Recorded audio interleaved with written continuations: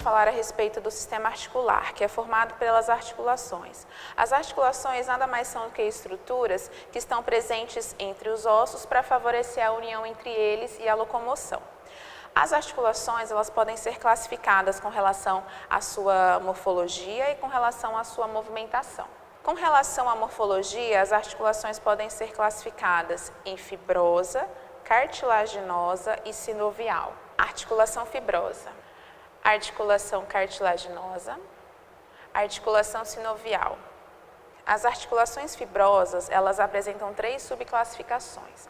As articulações fibrosas podem ser subclassificadas em suturas, sindesmoses e gonfoses. Aqui nós temos um exemplo de sutura. A sutura é uma articulação responsável pela união dos ossos do crânio. Então, os ossos parietais, inicialmente no feto, eles nascem separados e as articulações têm a função de unirem esses ossos parietais ao longo do tempo. Essa mesma articulação não está presente somente entre os ossos parietais, está presente também na junção dos demais ossos do crânio. Então, aqui nós temos uma sutura coronal e aqui nós temos uma sutura longitudinal. Outra subclassificação presente nas articulações fibrosas são as articulações do subtipo sindesmose e membrana interóssea. Essas articulações, elas estão presentes entre os ossos da tíbia e da fíbula e também entre os ossos do rádio e da una. A função delas é fazer o processo de união desses ossos, tanto da perna quanto do antebraço. O outro subconjunto que nós temos dentro das articulações fibrosas é a articulação do tipo gonfose.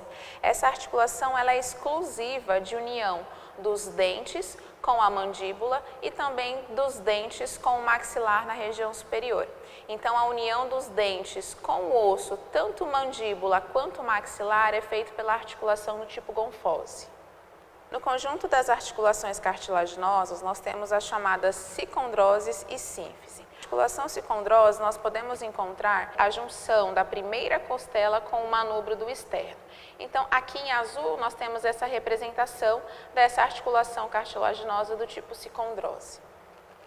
A outra subclassificação das articulações cartilaginosas é a articulação do tipo sínfise. 2 grandes exemplos desse tipo de articulação são a sínfise púbica, localizado entre os ossos da pelve, e os discos intervertebrais, que é a articulação que une as vértebras formando a coluna vertebral. No subconjunto das articulações fibrosas, nós temos a articulação fibrosa do tipo sutura.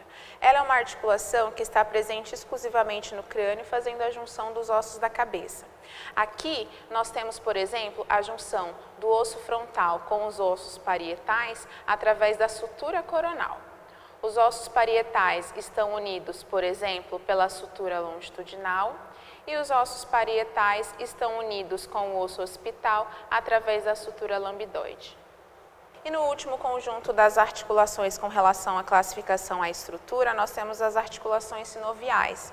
A principal característica das articulações sinoviais é um amplo grau de movimentação. Toda articulação sinovial apresenta estruturas primárias, que são denominadas de cavidade articular, cartilagem articular, cápsula articular e líquido sinovial. Independente do local onde essa articulação sinovial se encontra, essas estruturas estão presentes. São exemplos de articulação sinovial, articulação do joelho, do ombro e do cotovelo.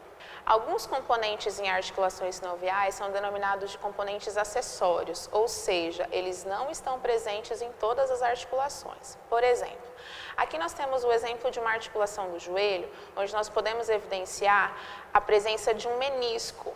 O menisco é uma estrutura que está presente entre os ossos para diminuir o atrito entre eles durante o processo de movimentação.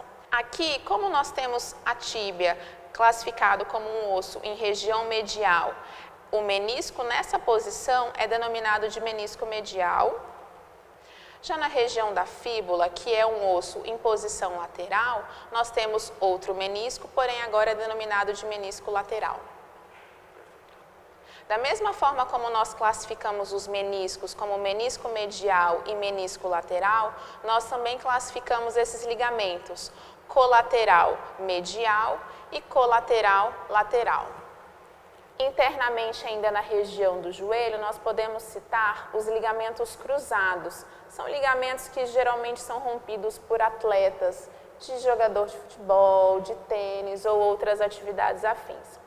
Nós temos dois ligamentos cruzados, um denominado como ligamento cruzado posterior e o outro denominado como ligamento cruzado anterior.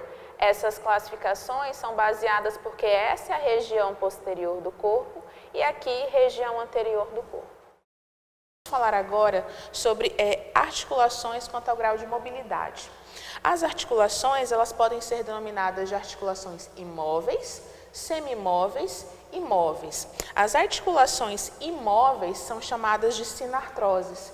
E aqui, as articulações do crânio, que são as suturas, são denominadas de sinartrose. Aqui nós temos a articulação semimóvel, que é também a articulação denominada anfiartrose. Esses discos intervertebrais que estão entre as vértebras são a nossa articulação cartilaginosa, que é um dos melhores exemplos de articulação anfiartrose.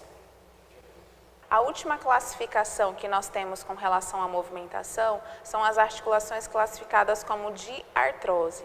A principal característica dela é um amplo grau de movimentação.